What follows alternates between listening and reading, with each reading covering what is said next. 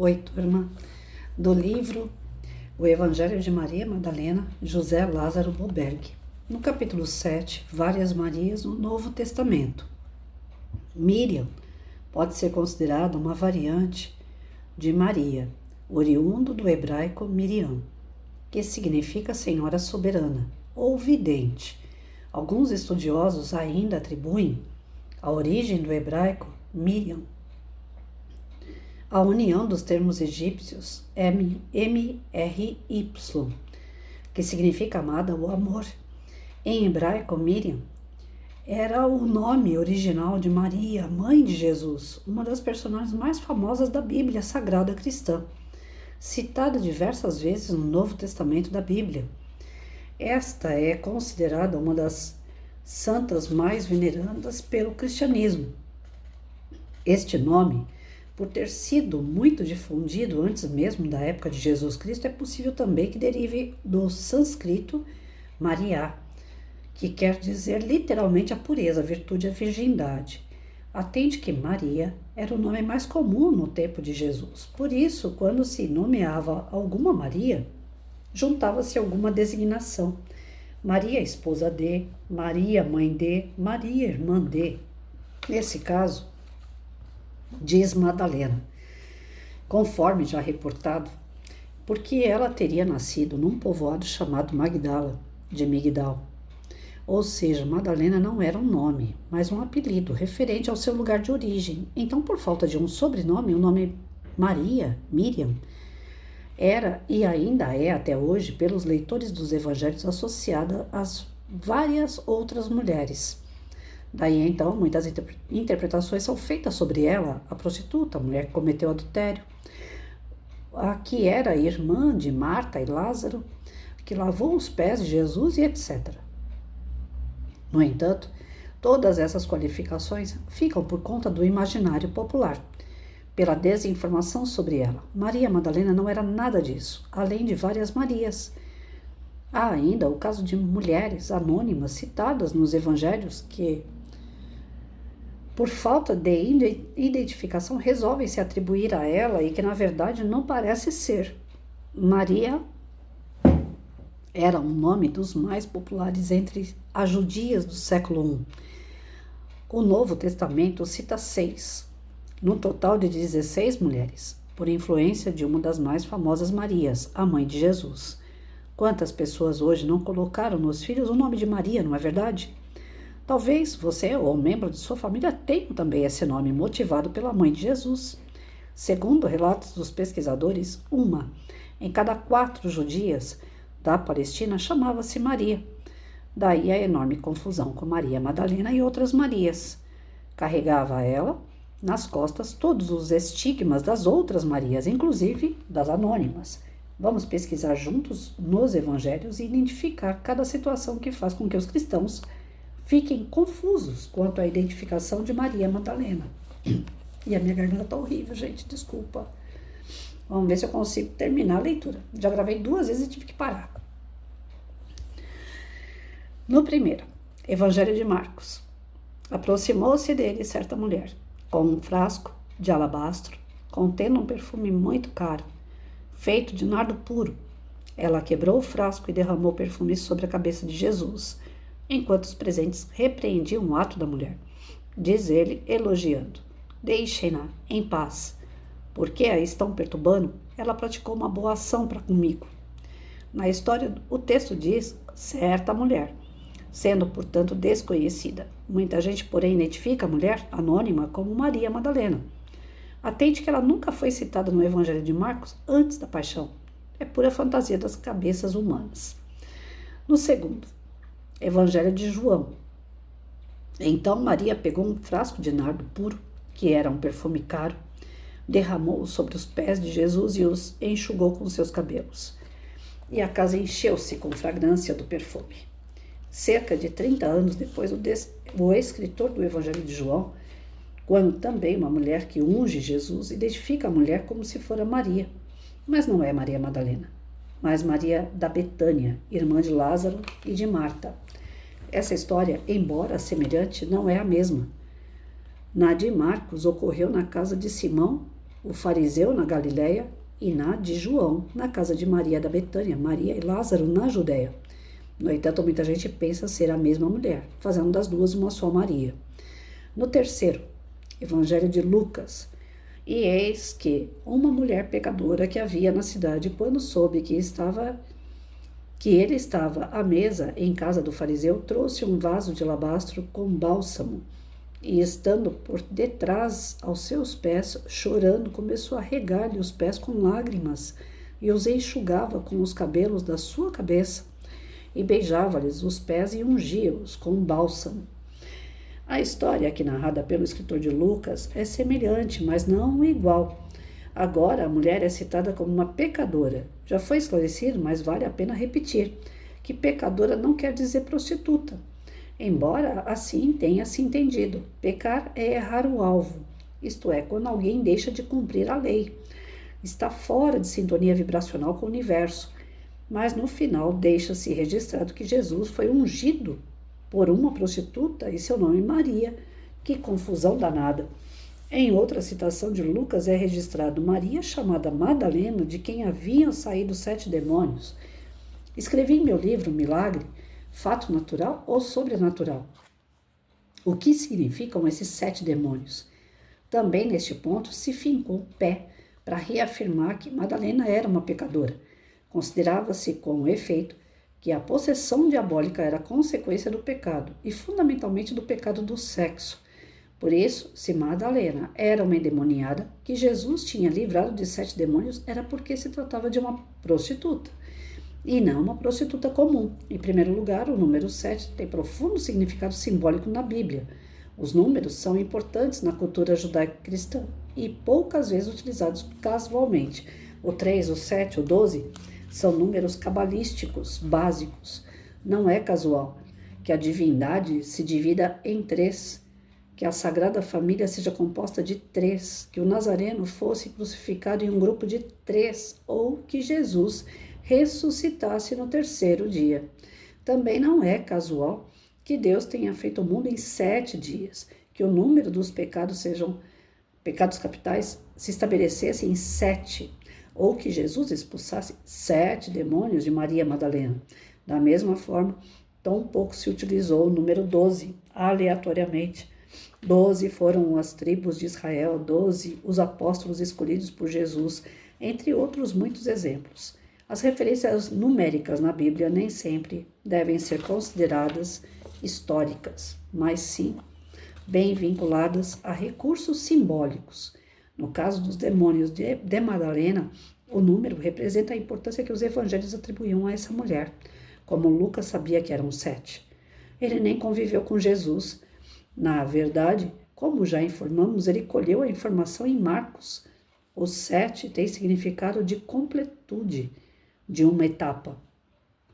E ainda acrescentei, por outro lado, no tempo de Jesus, qualquer transtorno de tipo psíquico era confundido como possessão diabólica.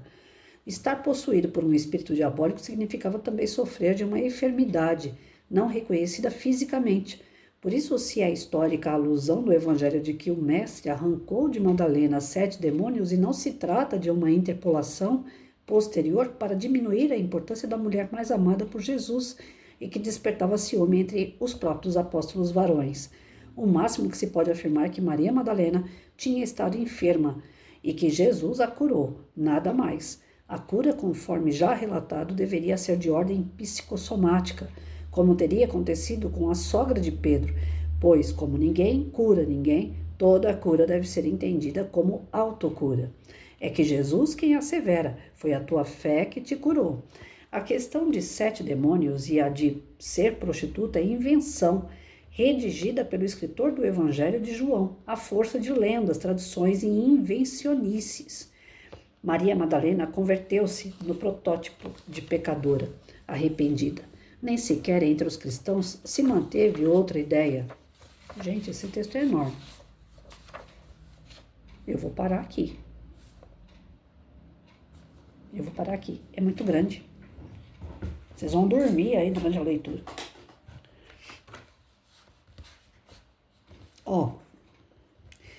mais uma vez, o autor vem confundir a nossa cabeça. Ele vem para ajudar e para atrapalhar, né? Porque ele traz algumas provas e, ao mesmo tempo, ele traz questionamentos. Os questionamentos, eles atrapalham às vezes, porque tira a nossa pequena fé. É como se a gente estivesse desconstruindo o que a gente já acredita, né? Eu, pelo menos, eu tenho aquela visão. Maria Madalena, uma prostituta que se tornou prostituta porque o marido dela, na época, obrigou. Fizeram um casamento arranjado para ela, ela não queria o marido, pelo menos é a história que eu sabia e que eu tinha construído em mente, né? Ela foi obrigada a casar com um homem que ela não amava, o homem queria relações sexuais com ela, ela não queria, e ele, por se sentir menosprezado por ela, acabou jogando ela dentro de um prostíbulo, já que ela não quer ele, então agora ela vai querer todo e qualquer homem. E lá dopavam a Maria, de forma que ela tivesse que servir aos caras que iam no prostíbulo. As prostitutas, vendo que ela não levava o menor jeito para as coisas, que ela não gostava daquilo, que ela não era para aquilo, as prostitutas ajudaram ela a fugir do prostíbulo. E nessa fuga, ela tentou se matar. E no momento que ela estava querendo se matar, foi o momento que ela estava no fundo do poço que ela encontrou Jesus. E quando ela encontrou Jesus, ela se arrependeu de todos os males que ela causou, inclusive os que ela fez sem querer, né? Que ela foi induzida, que ela foi obrigada. E Jesus a perdoou. E a partir do momento que perdoou, ela começou a seguir Jesus. E ela se tornou uma discípula fiel a ponto de ter a mediunidade aflorada e chegar no terceiro dia, depois da crucificação, ela ver Jesus materializado. Essa historinha toda eu já tinha bonitinha na minha cabeça. E esse autor está conseguindo balançar todas as minhas estruturas, porque eu já não estou chegando mais em lugar nenhum aqui. E vocês? Vocês estão conseguindo chegar em algum lugar? Gente do céu. Aqui ele está dizendo para a gente o seguinte. Na Bíblia, nos Evangelhos, a citação Maria é a coisa mais decorrente, mais normal no século I. Então, todas as mulheres daquela época, por conta da Virgem Maria, da mãe de Jesus, as famílias queriam que os filhos tivessem o nome de Maria, em homenagem à mãe de Jesus. Só que como não tinha sobrenome, o sobrenome era dado de acordo com o local, ou com a profissão, ou com qualquer tipo de atividade que a pessoa tinha na época, né? Então, Maria Madalena possivelmente seja Maria de Magdala, que ela nasceu em, como é que fala? Não é Magdala, ela se tornou Maria de Magdala por conta de Magdala, que é a cidade, né? Que é Migdal. Tem uns nomes aqui que eu acabo esquecendo. Na verdade, a cidade não se chamava Magdala, era Migdal, e que depois se tornou Magdala em outras línguas, né?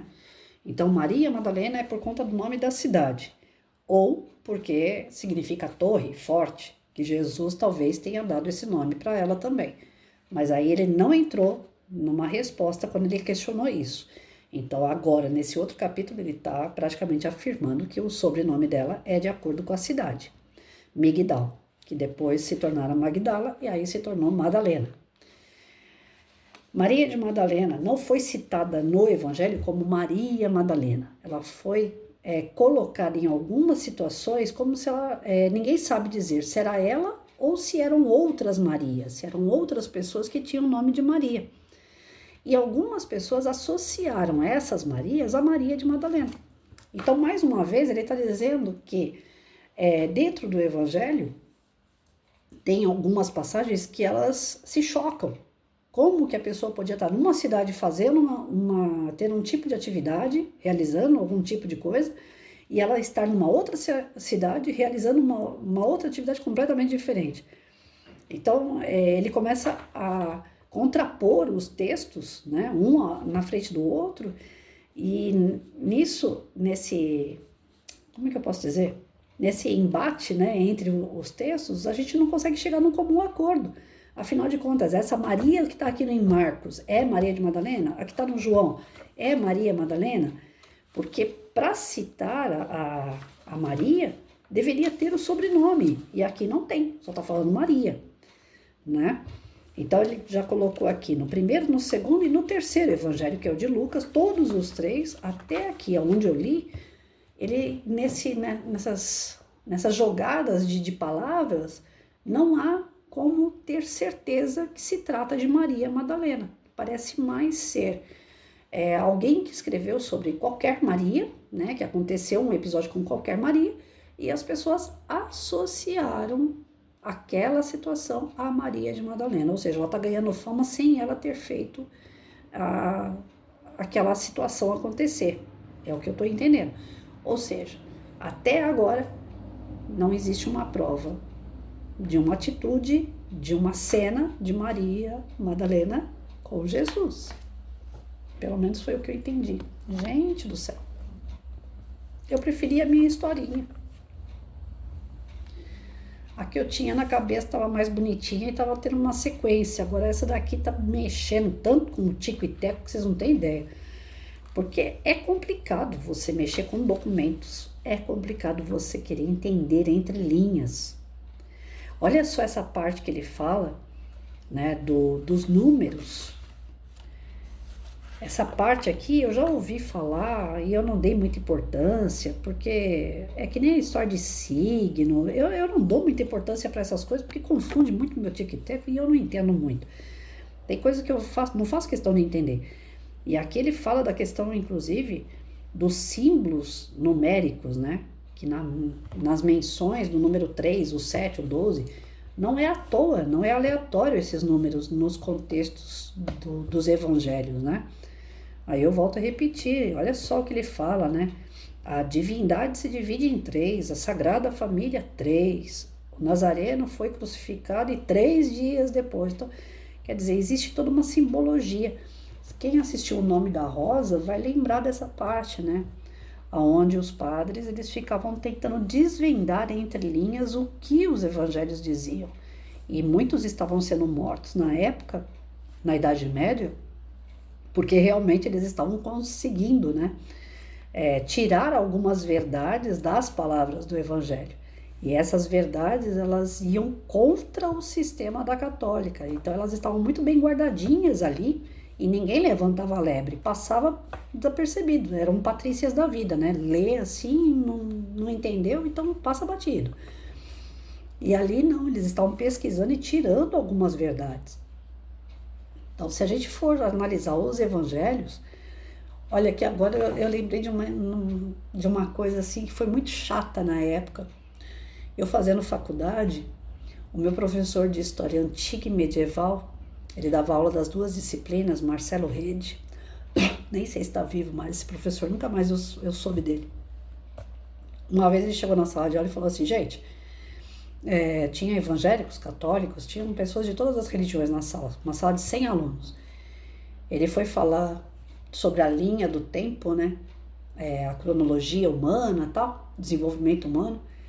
Aí ele falou da Idade da Pedra, toda o que vem antes, né? Da pré-história e tal. E aí quando chegou na parte da Idade Antiga, ele continuou a linha cronológica sem utilizar aquela denominação antes de Cristo, depois de Cristo, que nós utilizamos um calendário feito de acordo com o nascimento e a morte de Cristo, não é isso? Bom, ele não utilizou.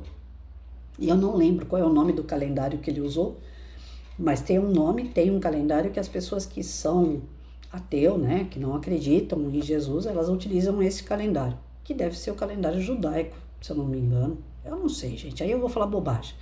Mas eu sei que tem um calendário que foge, né, que não é o calendário cristão. E aí foi questionado, falou, professor, por que o senhor não colocou aí antes e depois de Cristo? Ele falou, porque não existe documento que seja um material sério que prove a existência de Jesus. Aí o pessoal caiu matando em cima dele, né? Jogar pedra nesse homem até não querer mais. Como não? Jesus, lógico que ele nasceu, ele cresceu, ele ensinou os ensinamentos maiores que nós temos sobre moral é de Jesus. E como assim que Jesus não existe? Como que os evangelhos não são sérios? Ele falou, nenhum documento do evangelho é histórico, é fato. Foi feito, registrado na época. Não tem nada que prove a época de Jesus. Tudo o que aconteceu naquela época foi falácia. As pessoas falavam quem conviveu com ele, depois os que vieram posteriormente, mas não tem nada escrito por ele, não tem nada escrito pelos seus discípulos.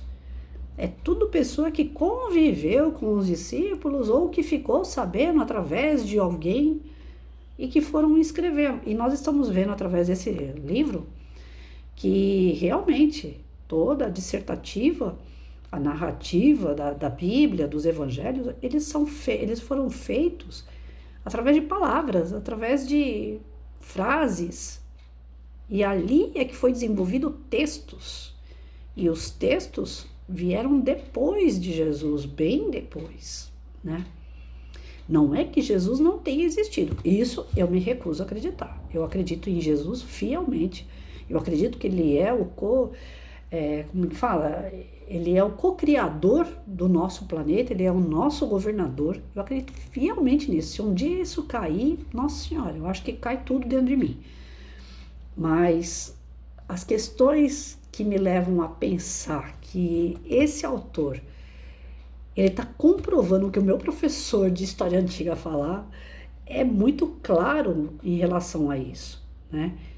Tudo que ele coloca em relação aos textos, esses contrapontos, esses debates que não se encaixam, é muito solto, se você for ver, né?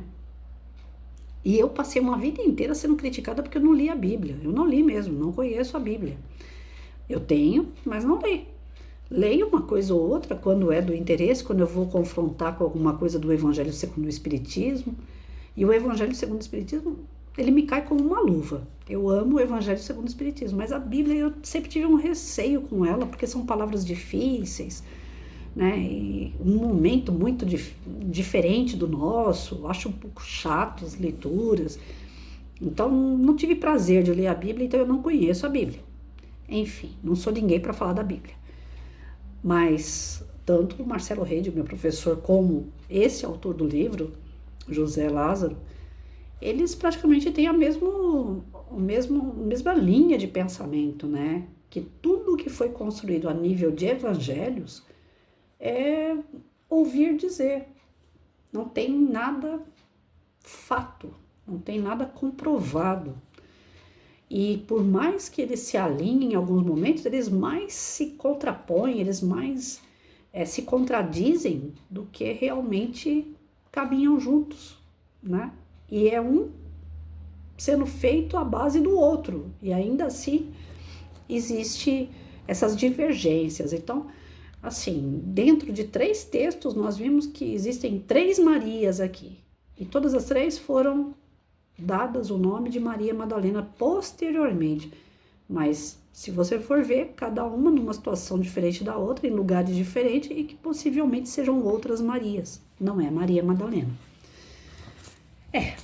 Vamos lá, vamos continuar. Amanhã tá interessante e ao mesmo tempo tá preocupante, né? Eu fiquei com esse livro guardado há muito tempo, gente.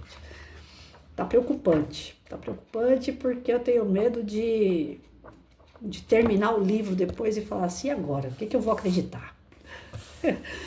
Mas vamos ver aonde ele quer chegar, né?